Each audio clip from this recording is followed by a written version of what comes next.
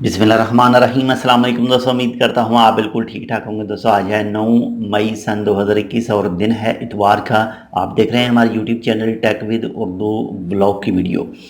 तो आज की वीडियो में कुछ मेन चीज़ें आपके साथ शेयर कर रहा हूँ। सबसे पहले क्लियर करता चलूँ कि अभी तक वीज़ा के हवाले से कोई अपडेट मौजूद नहीं है। जैसे ही आएगी आपके साथ शेयर की जाएगी। इसके बाद में एनओसी के हवाले से कोई अपडेट नहीं है, जैसे आएगी आपके साथ शेयर की जाएगी। इसके बाद में पाकिस्तान, इंडिया, बांग्लादेश के हवाले से जो एंट्री बैन है उसके हवाले से भी अभी तक कोई अपडेट नहीं है।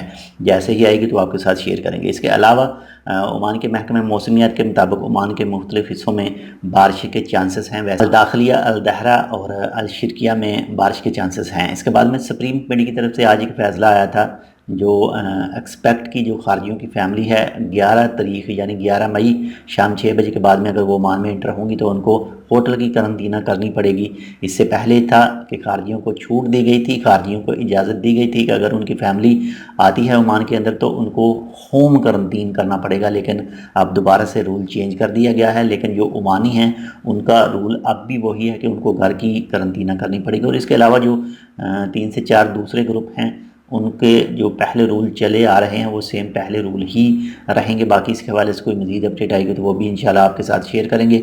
इसके हवाले से जो कमर्शियल एक्टिविटीज़ के हवाले से जो सुबह 4 बजे से लेकर शाम 7 बजे का जो पीरियड है, इसमें जो पेट्रोल स्टेशन हैं उसके ऊपर जो गाड़ियों का ऑयल चेंज करते हैं, जो तेल चेंज करते हैं, उस दुकान को भी इजाज़त दी गई है। वो भी अपना काम कर सकती हैं। और जो गाड़ियों की मेंटेनेंस वगैरह सही करते हैं उनको भी इजाज़त दी गई है। इसके अलावा अगर पेट्रोल स्टेशन के ऊपर कोई नाई की दुकान है, कोई धोबी की दुकान है या फिर कोई दूसरी है तो उसको इजाज़त नहीं है। इससे पहले जो है उसमें सुपरमार्केट है उसको भी इजाज़त है। इसके बाद में ना ही कोई मोबाइल शॉप को इजाज़त है, ना ही कोई दूसरी को।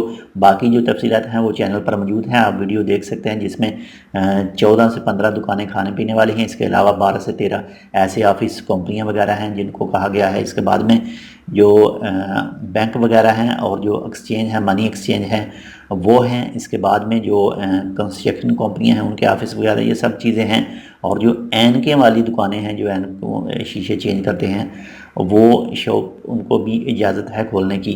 तो बाकी आप अपना बहुत ज़्यादा ख्याल रखिएगा। जितने भी रूल हैं ओमान सुप्रीम कमेटी के उनको मस्ट फॉलो कीजिएगा ताकि आपके ख़िलाफ़ कोई कानूनी कार्रवाई वगैरह ना हो सके। तो ये थी आज की कुछ मेन खास अपडेट। इंशाल्लाह मिलते हैं आपसे दूसरी अपडेट के साथ। तब तक के लिए अल्लाह हाफिज़।